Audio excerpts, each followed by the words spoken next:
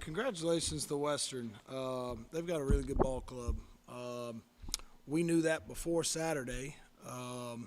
Just watching, knowing what they had returning from last year's team.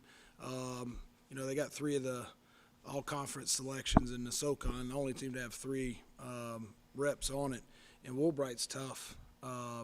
They played awfully well, got a great win at Notre Dame. So coming in here, we knew that we were going to have to play well. And, I thought at times we did play well. We probably left about 20 points on the board between plays at the rim and missed free throws. Obviously, you're not going to make all your free throws, but we ended up 13 for 25. Shoot 52% from the line in close games matters, and so when you leave 20 at the scores table, you're going to have a hard time beating a team that good, and they're really good. Woolbright's, he's a pro. To end up with 21 points, 12 rebounds, and 5 assists. He ended up with 19 shot attempts. The other night against Notre Dame, I think he took 20. He shot 10 free throws and 19 shots. He took 14 free throws and 20 shots the other night at Notre Dame, and at no point did I feel like he was hogging the ball. He's just that good. He deserves the ball in his hands. He's a playmaker. You double off of him, and he kicks it out for easy shots. You don't, and he just stays patient until he gets around that bucket, and he gets some close ones and gets to the free throw line. So got a really good team. I thought our team looked cohesive, particularly given this is the first full game in Cam's absence. I thought we did a nice job of taking care of the ball. I only had 7 turnovers. We didn't look out of sorts out there, and so thought some guys did some nice things. Questions. Western had 42 points in the paint, and it seemed like the guards in particular could get inside the lane almost whenever they wanted to at times tonight. Well, what did y'all have to adjust to prevent that down the stretch, particularly in the second half when there was maybe a little more success on that end? Yeah, late in the second half, it was because we went zone, and I told our team I should have done a better job and looked at that earlier in the game, just knowing how aggressive they were at getting downhill.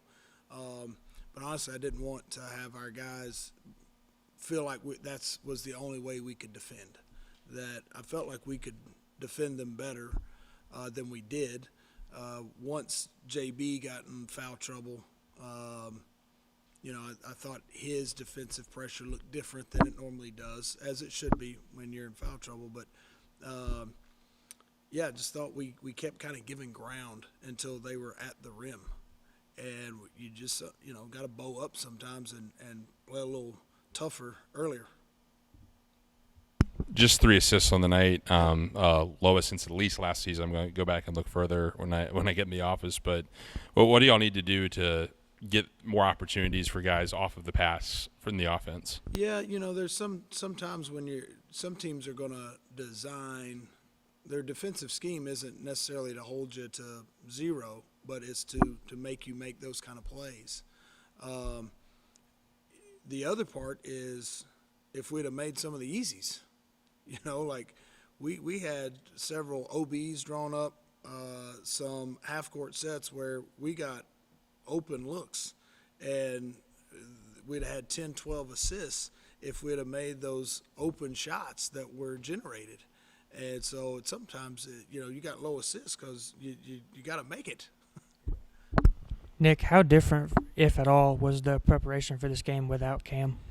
Good question. Not a lot.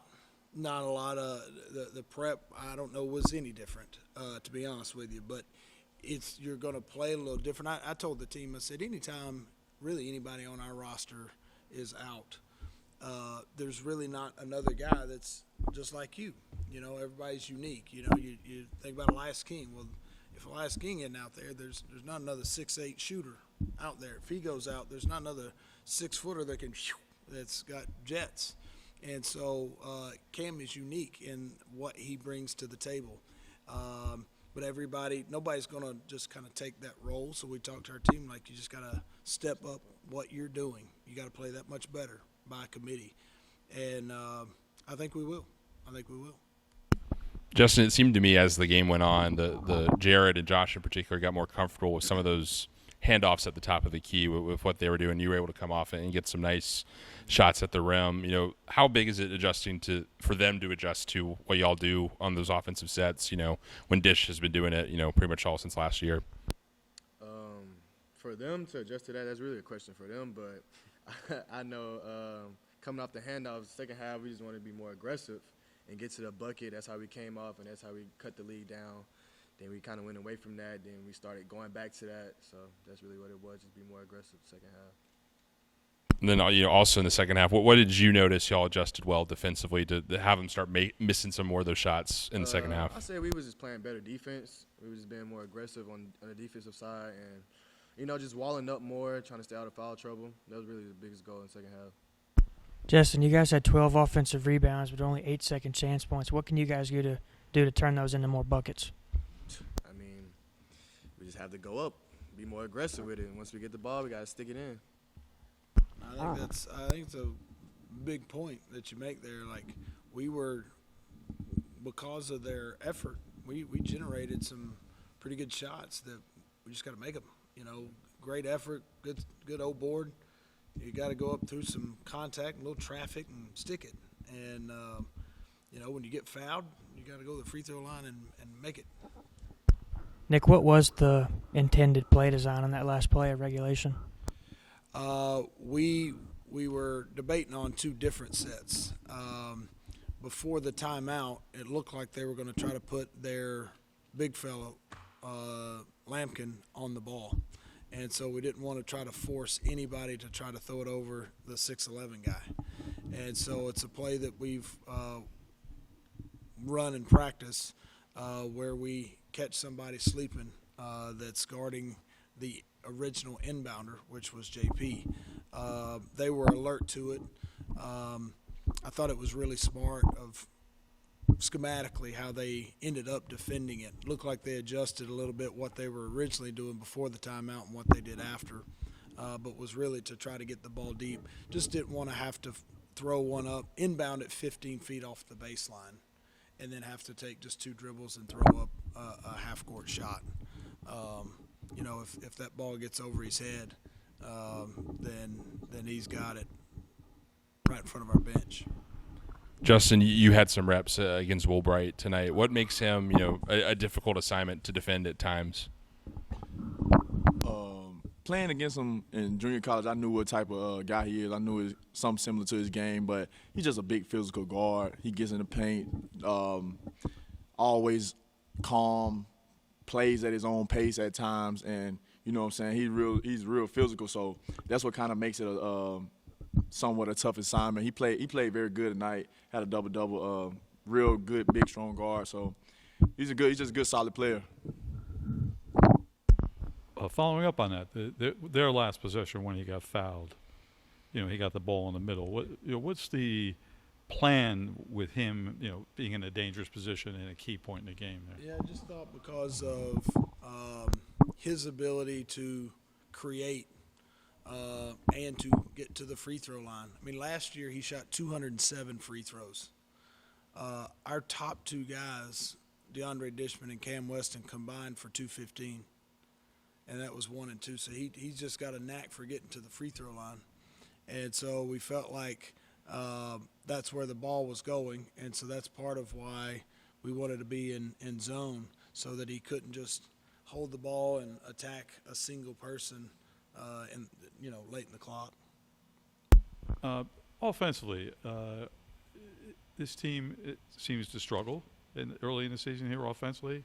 You may disagree with me, but do you see this being is it going to be a prolonged problem of some sort? Or? No, I think, in 3 games we played, the first 2 games were against teams that they're top teams in the country at forcing turnovers. So you're playing a matchup zone, which against Northern Kentucky, and nobody plays a matchup zone. And then in the second game, you're playing a team that presses in. They don't deny, they top block. They've got guys sitting 10, 12 feet on top of all your offensive players. And you look around the country, nobody does that. And so in our first 2 games, you're playing against defenses that are very, very, very rare.